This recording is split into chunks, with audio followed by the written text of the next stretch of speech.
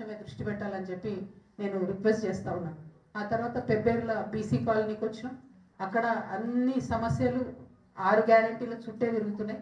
ఎవరికి సిలిండర్లు వస్తలేవు, ఎవరికి కూడా ఫ్రీ కరెంట్ వస్తలేదు, ఎవరికి కూడా ఏవైతే 6 గ్యారెంటీలో చెప్పిన 2500 వస్తలేవు, తులం బంగారం వస్తలేదు.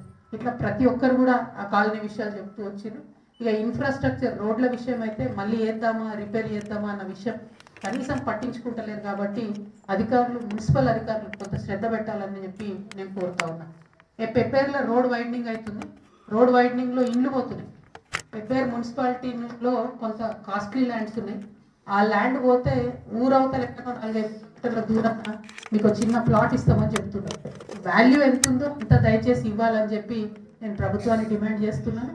అందులో మళ్ళీ 2 సైడ్లు రోడ్ వైండింగ్లో 50-60 ఇళ్ళు పోయినాయి.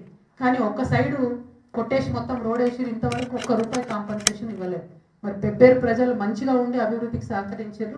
దాన్ని అడ్వాంటేజ్ తీసుకోవద్దు.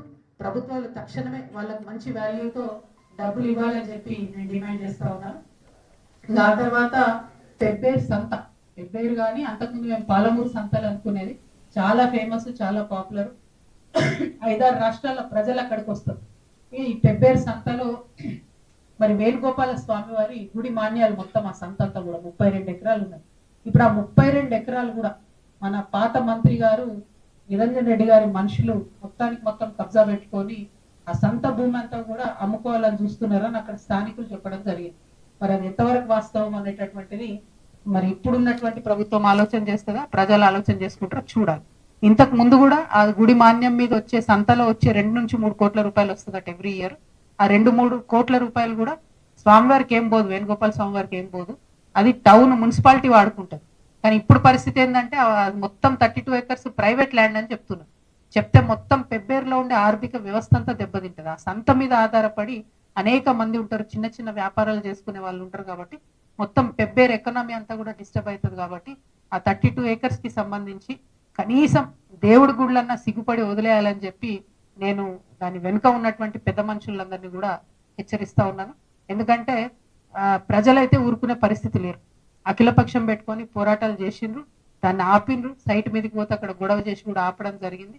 కాబట్టి ఇది డెఫినెట్ గా ప్రజల నుంచి వస్తున్న విషయాన్ని హెచ్చరికగా భావించి ఆ కబ్జా కోర్లను సపోర్ట్ చేయడం పెద్ద పెద్ద నాయకులు బంద్ చేసుకోవాలని కూడా ఈ సందర్భంగా నేను డిమాండ్ చేస్తా ఉన్నాను. అట్లనే డంపింగ్ యార్డ్ పెబ్బేరులో తీసుకుపోయి మోడల్ స్కూల్ పక్కన పెట్టారు. పక్కనే స్కూలు, పిల్లలకు ఇబ్బందిగా ఉంది. దాన్ని దయచేసి తొలగించాలని కోరుతున్నాం. పెండింగ్ బ్రిడ్జెస్ ఉన్నాయి. ఇంట్రెస్టింగ్ ఉంది యాక్చువల్లీ. పెబ్బేరు నుంచి శ్రీరంగస్వామి టెంపుల్, శ్రీరంగస్వామి టెంపుల్ పోయే తొవ్వంతా కూడా దాదాపు 11 బ్రిడ్జిలు ఉన్నాయి. అన్ని బ్రిడ్జిలు ఫౌండేషన్ వేసి పెట్టేసిండ్రు. మరి కాంగ్రెస్ ప్రభుత్వం దాన్ని కొనసాగిస్తలేదు. గవర్నమెంట్ అంటే ఏదైనా కంటిన్యూస్ ఉండాలి, ప్రజలకు ఇబ్బంది కావద్దు, దయచేసి దాన్ని కొనసాగించాలని చెప్పి నేను గవర్నమెంట్ ని కోరుతా ఉన్నాను. అదేవిధంగా మరి వనపర్తిలో కూడా సేమ్ స్టోరీ చెప్తున్నారు, కబ్జా స్టోరీ మార్కెట్ కి సంబంధించి. మరి కబ్జాలు ఏందో ఈ గోల్ ఏందో నాకు అర్థమైతలేదు. అది దీని గురించి ఎంక్వైరీ చేస్తూ ఉంటే మీ జర్నలిస్టులకు ఇచ్చిన ఇండ్లు కూడా మళ్ళీ ఇప్పుడు వచ్చిన గవర్నమెంట్ కూడా తీసేసుకుందని చెప్పి తెలియజేస్తా ఉన్నారు.